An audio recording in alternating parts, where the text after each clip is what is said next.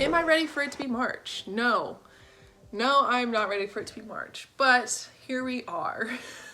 Hi guys, today I am going to go over my TBR for this month. I am in a mood reading kind of time. I want to read all the books. So this is not a set in stone TBR. Like it's never a set in stone TBR. This is a, hopefully I'll get to these books, a general idea of what this month is going to look like for me. So I've got a couple of incredibly long adult fantasies, a couple of short Kindle dark romances, and to top it all off, I'm choosing another author to read 3 books from. So let's just get started. I'm going to start with my Kindle Unlimited books. So the first one is Electric Idol by Katie Robert. This is the second in the Dark Olympus series. This one follows Psyche and Eros.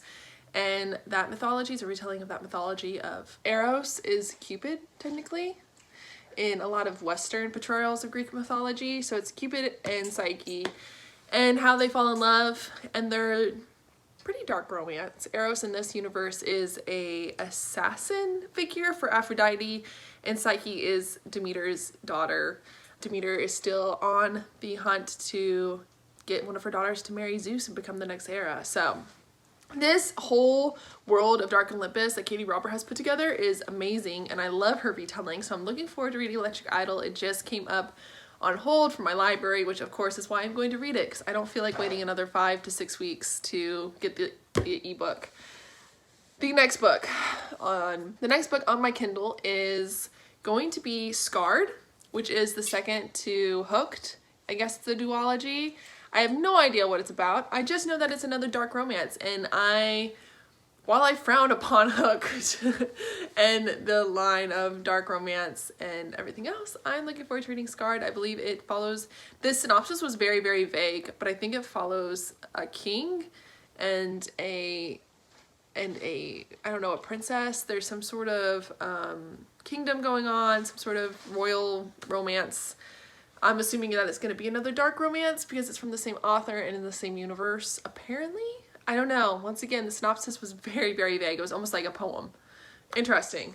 But I'm going to read that in between some of these other larger books. Speaking of larger books, I have decided to continue on and read some more Mariana Zapata. I really liked All Roads Lead Here that I read a couple months ago, and I have decided to read From Lukov with Love because I hear so many great things about it. Apparently, From Lukov with Love is about 2 competitive figure skaters and enemies to lovers romance, and it is slow burn. Apparently, from what I hear, this is one of the ones where the main male character is the one to fall in love first and woos the female main character, and I'm excited to read it. It's about 500 pages long, and I guess I need some sweet love in my life after reading Hooked and Scarred and Neon Gods and Electric Idol, you know? I need some good love, and I'm looking forward to it for sure. I loved All Roads Lead Here by Mariana Zapata, so I don't think I'm going to be disappointed. I'm excited. The next book, we will get into some of my fantasy that I'm going to read this month. Lord, are we going to get into it?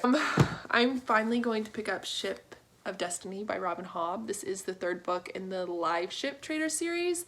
Live Ship Trader series is a trilogy set in Robin Hobb's universe. It is ships, nautical adventures, traders, familial legacies, dragons, magic, what else? Like political intrigue. All of those buzzwords that I love so much is a part of the series. So I'm looking forward to finally finishing it. This is an 800-page book, so it might take me a little bit longer. I don't read too quickly, so we will see. I am excited to read this. They just came out with another book set in this world. Robin Hobb did, so I really want to finish this one this month so I can move on. I might pick up The Apprentice, maybe, which is another book set in this world, in a couple of months, because Lord knows, like I said, I've got so many chunky fantasies I have got to get through. The next one is the sequel to From Blood and Ash. It is A Kingdom of Flesh and Fire by Jennifer L. Armentrout. I read From Blood and Ash, immediately fell in love with it, and it is what spiraled me into reading all these book talk books. So I have to read this one. This is another like 500-page book, almost 600-page book of vampires, undead, kingdoms at war with each other, a priestess, a guard romance. I don't know if it's really technically a dark romance. Poppy is pretty badass. She knows how to fight. The From Blood and Ash left on a crazy cliffhanger, so I'm excited. I think there's also shapeshifters that they introduced in here. So I'm excited to finally finish that one. I hear this one's a good one. I don't know where to go from here though. If you've read Jennifer L. Armentrout's, I guess, kind of like universe series based off of From Blood and Ash, please tell me where I go from here. I did not read these as they came out, so I don't know. I think there's like 3 other books. I think there's like a prequel and there's like a novella and everything else. So please tell me where am I supposed to go from here, you know? Hopefully I like this one and I'll want to go somewhere else. And also apparently you can skip the next one in this series and go to the 4th book, I guess in like chronological distribution published. You can go through the 4th book because the 3rd book apparently is really bad.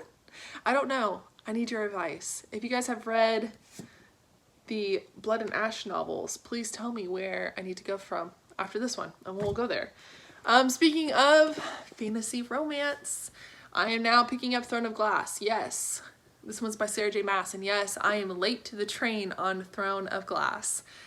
I read ACOTAR first because I heard so much about that, and then I've read Crescent City because it came out as like when I was reading ACOTAR.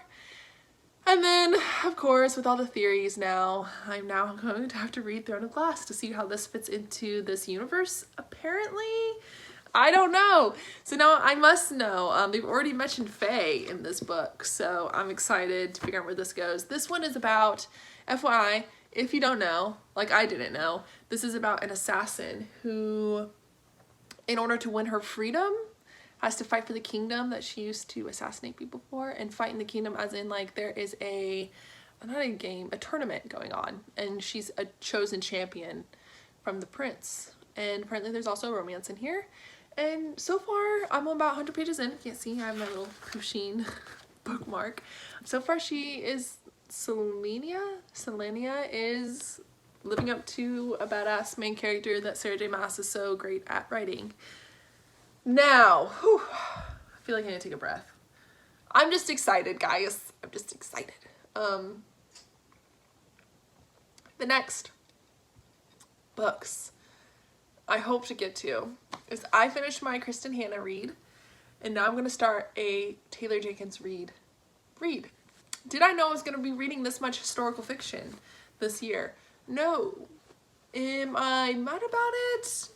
I haven't decided yet or not, because I actually was trying to think of something to read other than Taylor Jenkins Reid this month, because all of her books are also historical fiction, but I couldn't think of anyone. So here we go. I'm going to read The Seven Husbands of Evelyn Hugo, which was a really big book on BookTube for I feel like the past 2 years.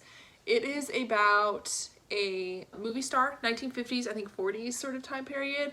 She is a movie star. It follows her life in the public and her 7 husbands. It is like an interview style of book, so I'm kind of curious to read that. Everyone loves it. I guess I'm gonna figure out every BookTube video I watch where someone's like, I'm gonna figure out if it's worth the hype, finds out that it is definitely worth the hype. So I'm excited for that. The next book I chose was Daisy Jones and the Six.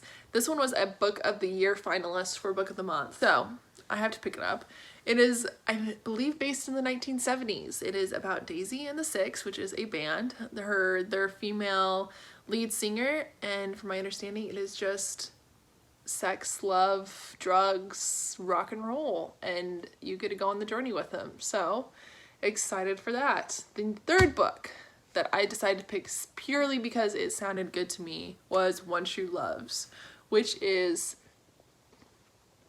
a book, I don't think historical fiction technically, just set in the past, but it is about a woman whose husband gets into an accident and is presumed dead. After a period of time, she moves on and marries another man, only to find out that her husband is still alive.